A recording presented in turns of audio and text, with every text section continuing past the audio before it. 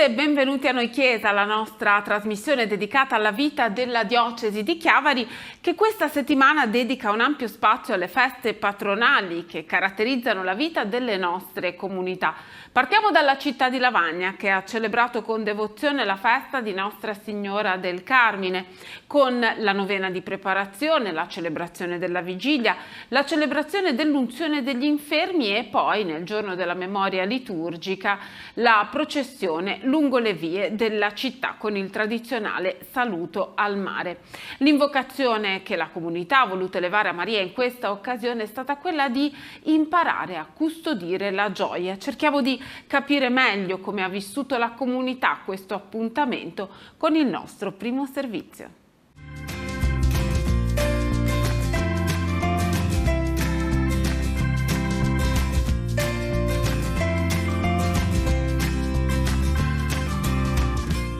Lavagna si raduna sotto il manto della Madre in occasione della festa di Nostra Signora del Carmine, un appuntamento che arriva nel cuore dell'estate, scandisce riti e tradizioni familiari, richiama persone attirate da gesti semplici di affidamento. Intanto c'è stata una novena di preparazione alla festa, dove tutte le sere ci trovavamo per la preghiera del Rosario e per la celebrazione dell'Eucaristia. Poi c'è stata messa con l'unzione dei malati, dove più di 30 persone hanno ricevuto l'unzione dei malati, che è la vicinanza di Dio un po' alla storia, alla vicenda degli uomini.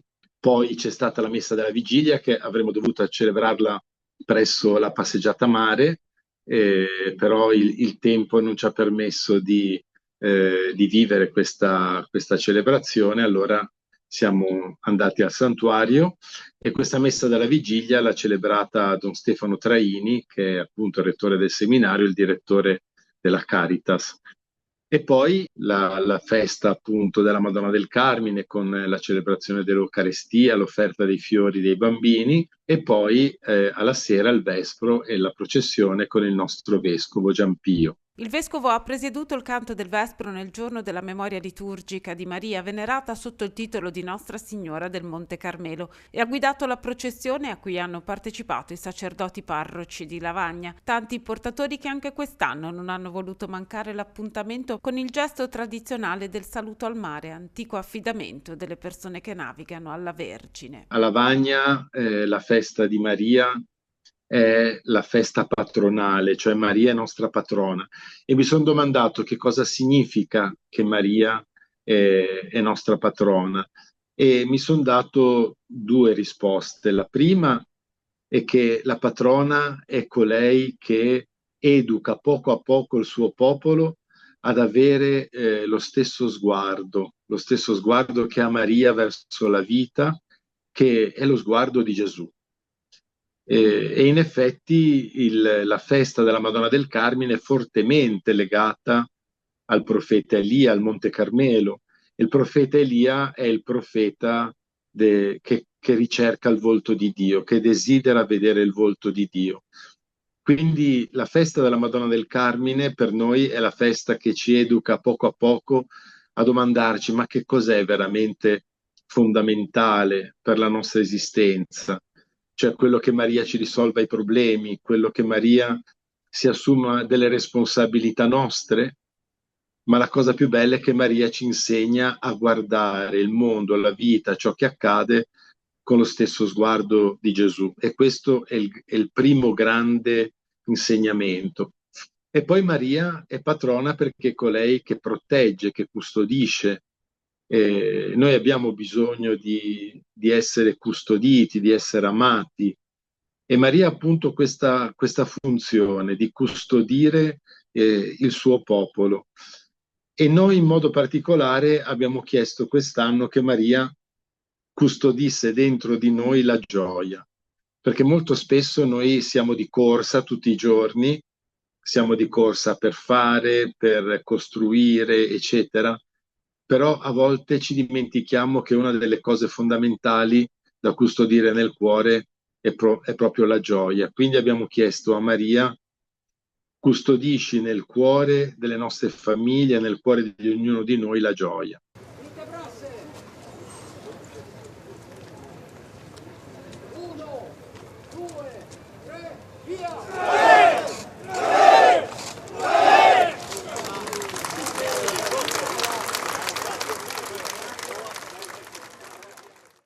E il Vescovo ha presieduto anche la celebrazione in onore di Nostra Signora del Carmine nella parrocchia di Castiglione Chiavarese. Qui la devozione mariana si trasmette di padre in figlio, di madre in figlia, insomma le varie generazioni continuano a portare avanti questa tradizione. È una devozione, la devozione mariana, che caratterizza tutta la Val Petronio. Vediamo.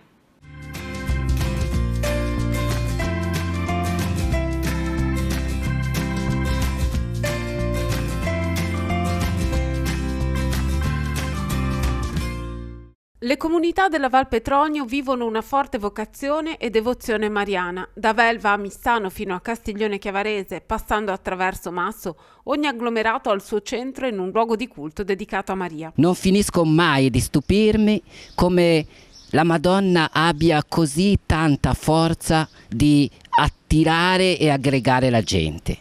Forse perché risveglia davvero quel desiderio e quel sogno e quel pensiero che c'è dentro di noi, quello che diceva Sant'Agostino, che siamo stati fatti per Dio e senza di Lui noi non siamo nessuno, non siamo niente. Finché non riposiamo in Lui siamo sempre inquieti. Ecco, la Madonna ha la forza di risvegliare dentro di noi, dentro ciascuno figlio di Dio, proprio questo sogno e questo desiderio. La parrocchia di Castiglione Chiavarese ha celebrato la solennità di Nostra Signora del Monte Carmelo con la messa presieduta dal Vescovo, che nell'omelia ha descritto l'atteggiamento della Vergine sotto la croce del Figlio, in piedi, non sopraffatta dal dolore, ma consapevole di rischiare la vita in quel suo essere lì, mentre altri restavano nascosti. Con lei c'era Giovanni. La loro reciproca accoglienza nell'obbedienza all'invito di Cristo, presenti entrambi al suo dolore, disponibili alla cura, restituiscono nel Vangelo l'immagine del discepolo. Accogliere non soltanto chi è amabile, chi ci sta simpatico, chi ci fa del bene, accogliere tutti, ed è cosa molto difficile per tutti, essere presente con rispetto, con umiltà, certamente, ma essere presente soprattutto nella vita delle persone che hanno maggiormente bisogno, in senso materiale, in senso morale, non importa, esserci, ripeto, con umiltà, con rispetto, e poi prendersi cura, perché attraverso la nostra cura passa intanto la cura di Dio, testimoniamo l'amore di Dio, lo rendiamo credibile con i fatti e poi attraverso la cura realizziamo la nostra identità. La festa del Carmine è una tradizione che ogni generazione tramanda alla successiva. È una festa molto sentita nel nostro paese, la festeggiamo da generazioni, i miei genitori prima di me, i miei nonni, eccetera, ed è una festa veramente molto importante per noi. Ci sono molte persone che lavorano a questa festa perché è una celebrazione veramente molto sentita da tutti noi e siamo molto contenti di poterla portare avanti. Mio nonno era già massaro, un vecchio massaro della chiesa, è stato tanti anni, l'ho fatto anch'io come suo nipote. È stata una cosa meravigliosa. In questa occasione anche oggi le famiglie si radunano intorno a Maria. In questi giorni già la vigilia, la festa dei bambini, tantissimi bambini sono venuti accompagnati dai loro genitori, nonni, ecco una cosa che qui vediamo soltanto a queste occasioni quasi. E poi anche il giorno della festa, della solennità, sia la messa della comunità al mattino e poi anche pomeriggio per la processione alla sera, ecco sono sempre momenti di grande aggregazione, di grande comunione. Ecco, prego dunque che la Madonna davvero costruisca sempre le nostre comunità, ci tenga sempre uniti a lei, uniti soprattutto a Dio. Ora andiamo nella parrocchia di San Paolo in Pila, a Sestri Levante, che ha celebrato la festa della Madonna delle Grazie.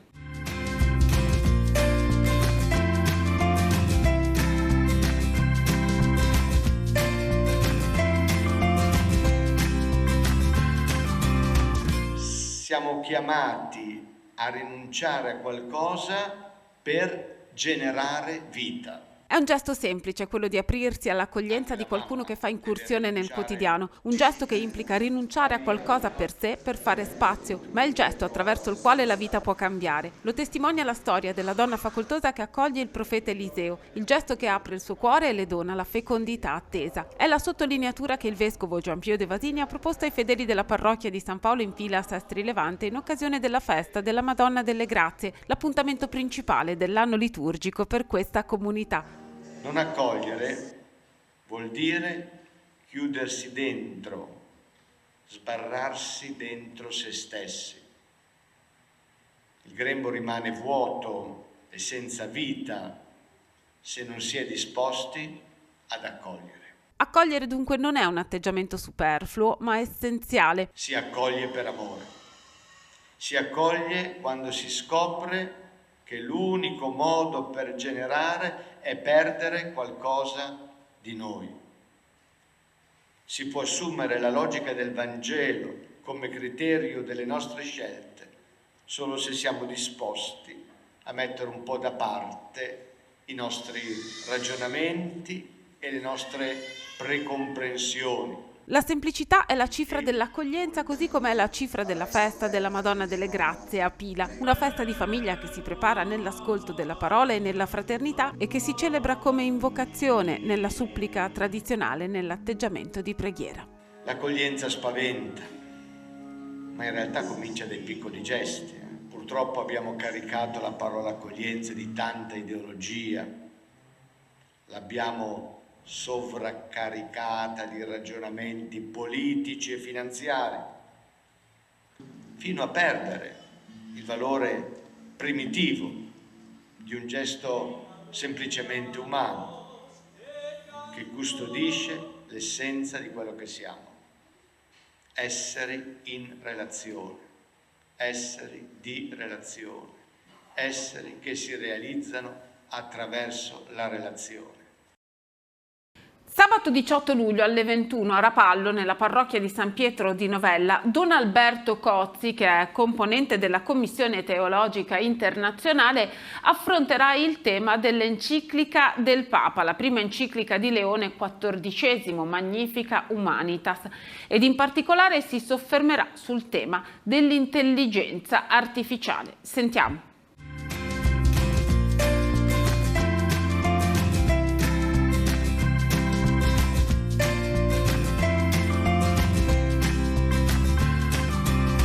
È stata pubblicata la prima enciclica di Papa Leone XIV e il tempo dell'estate è un tempo opportuno, buono, ottimo per dedicarsi alla lettura di un documento che è veramente molto bello. L'enciclica è fatta per leggerla, promuovere degli incontri che introducano, aiutano ad affrontare la lettura, la riflessione, lo studio di questo documento. Credo che sia proprio una scelta importante, è un servizio che si fa alle nostre comunità, alla città di Rapallo, anche agli abitanti delle altre città, perché poi in fondo, voglio dire, raggiungere Rapallo da Chiavari o da Lavagna non è così difficile.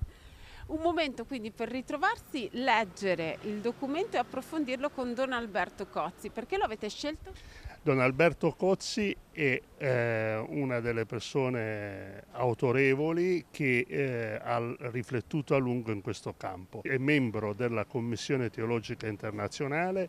Nel febbraio 2026 la Commissione Teologica Internazionale ha pubblicato un documento che ha a che fare molto con l'enciclica. Il documento si chiama Quo Vadis Humanitas ed è un documento che in un certo senso ha preparato la strada anche all'enciclica di Papa Leone. Non credo di rivelare niente di segreto, ma Don Alberto Cozzi, che è uno degli estensori di questo documento Quo Vadis Humanitas, mi ha raccontato che Papa Leone, quando ha saputo che la Commissione Teologica Internazionale stava lavorando su questo tema, ha scelto di posticipare la pubblicazione della sua enciclica, per come dire, ascoltare anche quanto la Commissione Teologica Internazionale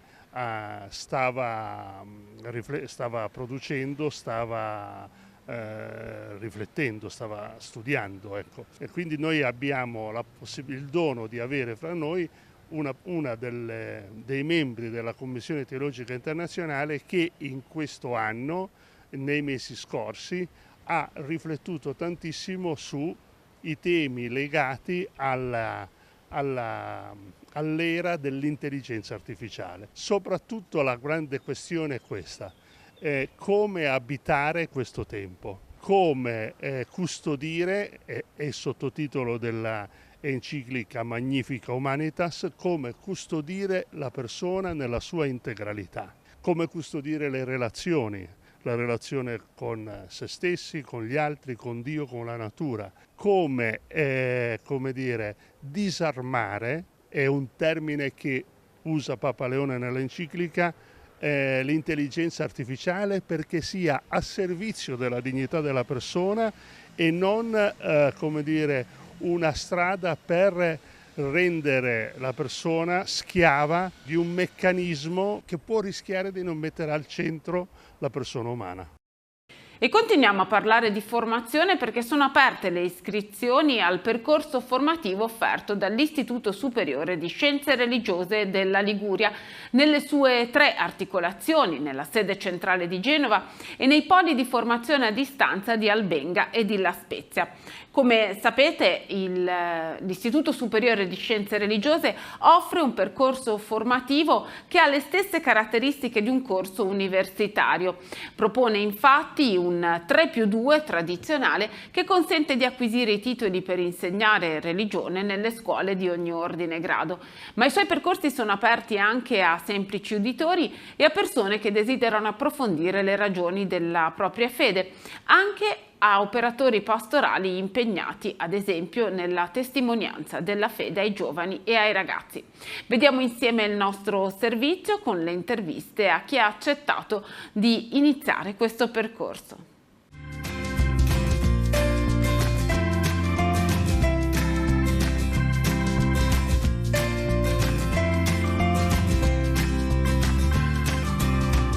C'è chi si iscrive per curiosità, perché ha ascoltato i racconti di altre persone, chi lo fa perché avverte l'urgenza di sentirsi all'altezza delle domande di chi invita i credenti a dare ragione della propria fede, chi sceglie di formarsi per diventare insegnante di religione, chi desidera offrire ai giovani e ai bambini un'immagine della Chiesa aderente alla realtà e alla missione che svolge. Provengono da strade diverse le studentesse e gli studenti iscritti all'Istituto di Scienze Religiose della Liguria, provengono da percorsi di vita molto distanti, eppure scoprono che in aula nasce una comunità. Io ho scelto di intraprendere questo percorso di studi perché a un certo punto sentivo proprio il bisogno di approfondire le ragioni della mia fede.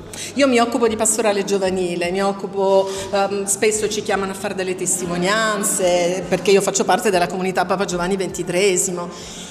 Però a volte di fronte a certi argomenti, anche a certe domande che ti fanno i giovani soprattutto, ti senti un po' disarmata, no? Ti senti insicura e allora niente, a un certo punto ho deciso, mi butto nonostante la mia età e intraprendo questo percorso di studi. Ho iniziato un po' casualmente, nel senso che lavoravo con i bambini e mi piaceva il mondo della scuola, però sono laureata in filosofia della religione, quindi sicuramente questo era già un mio interesse. È stata un'esperienza ed è ancora un'esperienza molto bella, molto arricchente, che consiglierei di fare sia appunto per una questione professionale, se si vuole insegnare religione, ma anche per una questione personale, ed è anche un ambiente dove si viene volentieri. Mi sono veramente appassionata e mi sono iscritta e ora veramente studio sempre, vengo a lezione e faccio 1000 cose, è bellissimo, anche da grandi, anche da vecchi, e poi sto con i giovani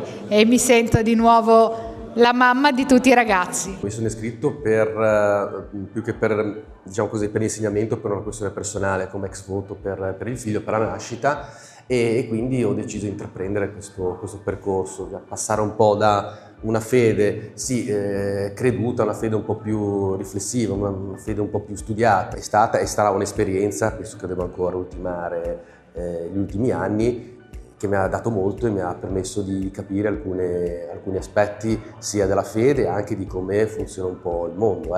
Ho trovato una grande famiglia con i colleghi, mi sono trovata davvero bene e le aule sono molto belle e la cosa che mi ha particolarmente colpito è stato il rapporto che si ha con i professori. Ho riscoperto il non essere solo il numero, ma essere proprio un nome anche solo per i professori che iniziano proprio a chiamarti nome e cognome e mi sono trovata davvero bene. Questo cammino di studio lo faccio in integrazione al mio cammino monastico, perché soprattutto molte materie ti aiutano a capire e incarnare ancora di più quello che vivi nella vita monastica. Io vivo l'istituto come anche un tenere i piedi per terra, oltre alla preghiera dei salmi che ti porta in alto, ma bisogna stare in alto con la preghiera, con la lode e stare con i piedi per terra per sapere e conoscere e portare Gesù in questo mondo terreno. L'istituto è collegato alla Facoltà Teologica dell'Italia Settentrionale, ha una sede centrale a Genova e poli didattici di formazione a distanza a La Spezia e ad Albenga. Alcuni corsi sono trasmessi da un polo e condivisi contemporaneamente sugli altri due, dove è presente un tutor didattico per agevolare la partecipazione degli studenti. I titoli possono essere conseguiti nella sede centrale o sui poli formativi. Per alcune attività specifiche, alcuni esami di profitto ed esami finali, è necessario recarsi nella sede centrale.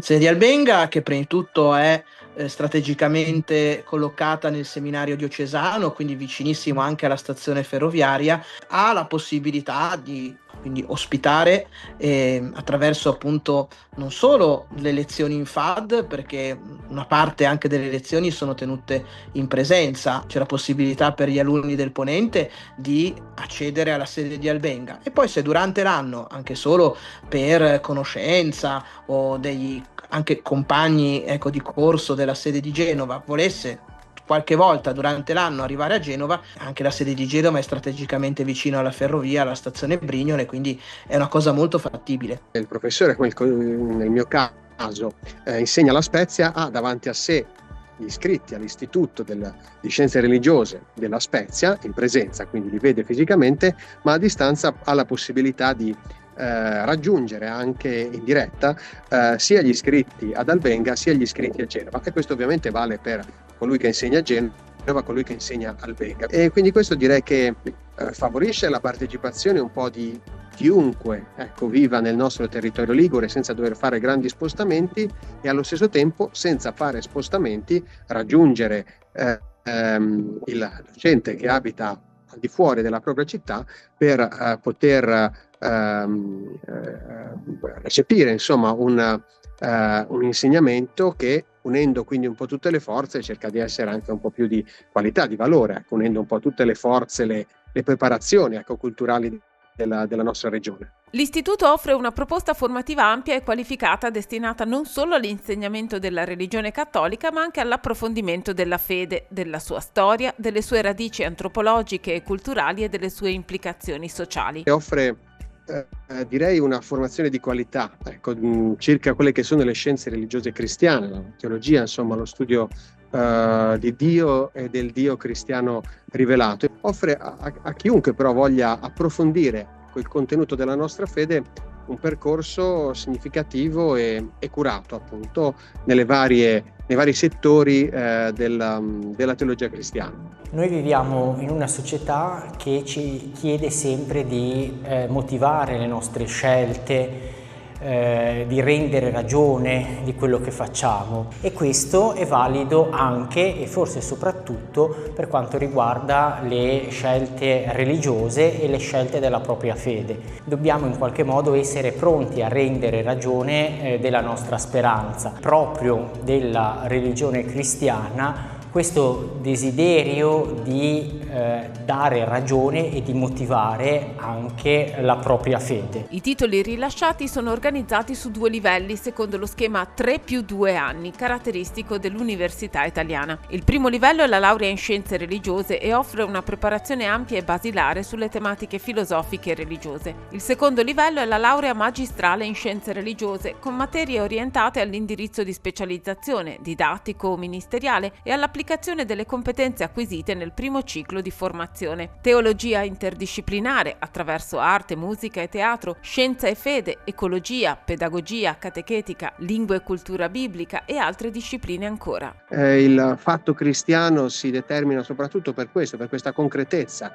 un Dio che, seppur lontano, alto nei cieli, si fa uomo, si arriva a toccare quello che siamo noi, la nostra sensibilità, si impasta con la nostra corporeità, in un tempo in cui invece tendiamo a virtualizzare, a allontanare e rendere meno solide anche le relazioni anche con gli altri. Ecco, un Dio che invece desidera incontrare e toccare la nostra sensibilità attraverso dei segni naturali, che sono però espressioni di qualcosa di soprannaturale, è un messaggio, secondo me, specialmente per i nostri tempi, piuttosto importante, piuttosto dirompente, direi perfino. Da quando collaboro con l'Istituto di Scienze Religiose, e ormai sono più di 20 anni, ho sempre messo al primo posto la formazione umana.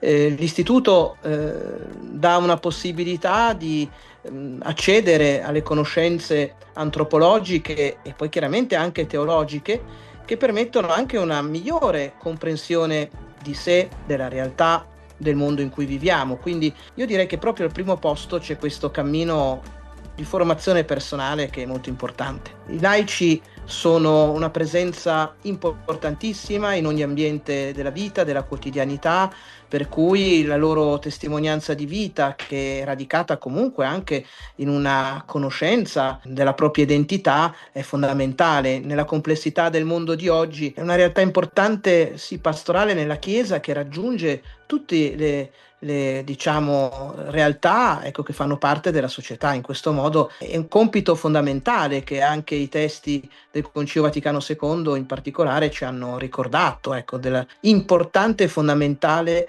testimonianza dei laici e del loro impegno quotidiano. Le iscrizioni sono aperte, le lezioni si svolgono il martedì, il mercoledì e il giovedì dalle 14:40 alle 19:30.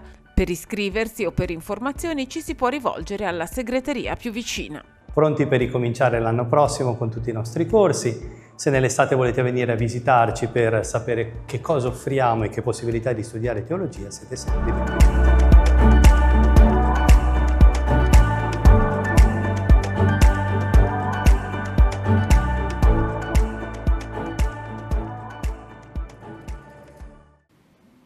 Termina così il nostro appuntamento settimanale con Noi Chiesa. Grazie per averci seguito, ci rivediamo la prossima settimana.